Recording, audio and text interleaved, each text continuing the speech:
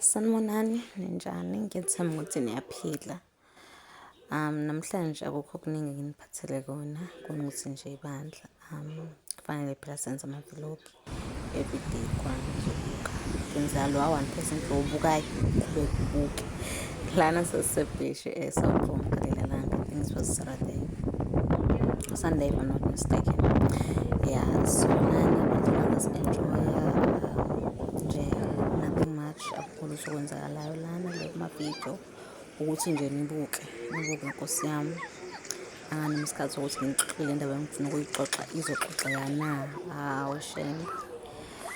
Okay fine, so into ade ngifuna ukuxoxela yona imayelana la interview la ngithanda ukuxoxela yona ukuthi ngaya kuyona bengafiki bangigila-ke indlela engagileka ngayo. So laphayana okay i-video msiyakho kufanele ngenze part 2.